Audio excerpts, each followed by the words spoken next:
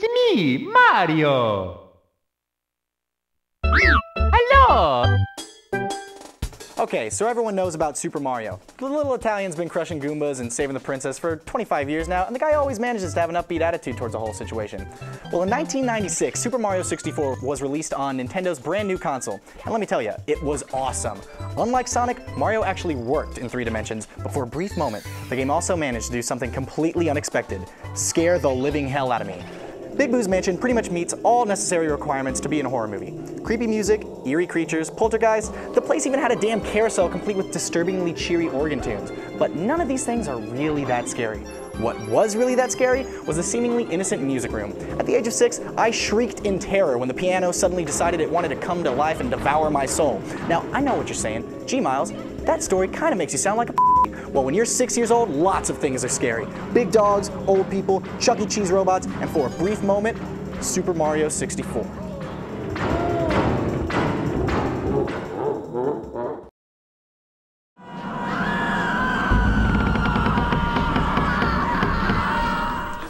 They're everywhere, they're everywhere!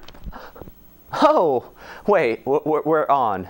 Eternal Darkness, Sanity's Requiem, proves that a GameCube is capable of a lot better ghost stories than just Luigi's Mansion. If it wasn't enough you're playing an H.P. Lovecraft-inspired romp fest through the darker reaches of the human soul, seeking out a horror beyond any tongue to describe, that shrieks in ecstasy of a new dark age of an ending night. In Eternal Darkness, you have a sanity meter. As you go through the game, your character has his faith in all that is good and holy destroyed, and your sanity meter takes a ticking.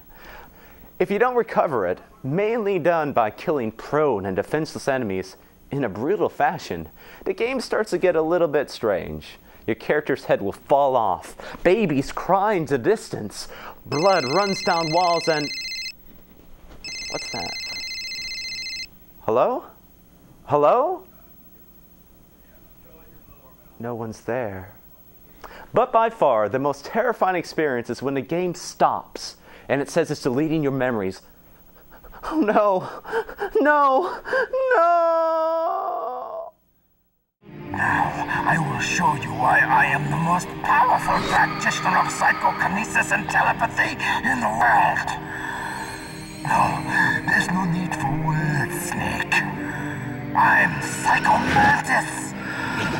Scariest game boss? 2 words, Psycho Mantis. Sure, other games may have gigantic monstrosities, evil Sith, zombies, or whatever, but Metal Gear Solid gave us the worst of the worst. Most self-proclaimed psychics in games do little more than just throw stuff around. Not Psycho Mantis. Before you can even take a shot at this guy, he's already in your head. I see you like to save your game a lot. Yeah, okay. Now I'm going to tell you what your favorite game is. Wait, what? I was already a little nervous fighting this guy after that, but the time for talk was over, so I stepped forward with my gun drawn and... Oh crap, my TV! What just happened? Wait, he already attacked? How does he know I was going for the punch? He seriously knows what you're going to do before you do it. But there's a key strategy to beating this guy. Switch the controller port. Really though, who would actually try that in the middle of a boss fight, much less expect it to work? Everything about Psycho Mantis adds to his horrifying persona. His voice, his abilities, even his face. Good thing he's just a video game character, right? Twinkle, twinkle, little star, how I wonder what you are. Up above the world so high, like a diamond in the sky.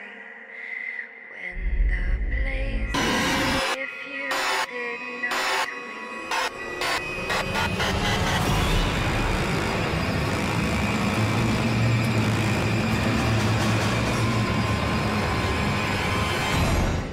twinkle, twinkle, little star. Let's all take a moment and put egos aside and agree that Dead Space was one of the scariest games of the decade. Not only did it have an incredible but satanic environment, not only were the enemies unique and horrifying, but also it did not use the cliche pop out and scare you tactic. I'm looking at you, Doom 3. One of the great features of this game was the feeling of helplessness and isolation, but what made it better was the fact that you could not escape this feeling even in a pause menu.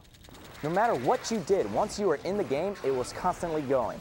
Reloading, changing menu settings, receiving increasingly shitty news on your communicator, or even just buying something from that godforsaken store could not save you from the legions of undead enemies inside the Ishimura.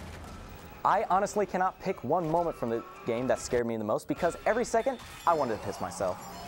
Every mission increased my feeling of being royally screwed, and there was no one I could count on against the unrelenting necromorphs. All of this culminated with the final boss, and the only words ringing in my head were, well, I'm boned. One last thing, Dead Space. My therapist thanks you. You and your final goddamn cutscene for all this damage you did to my psyche.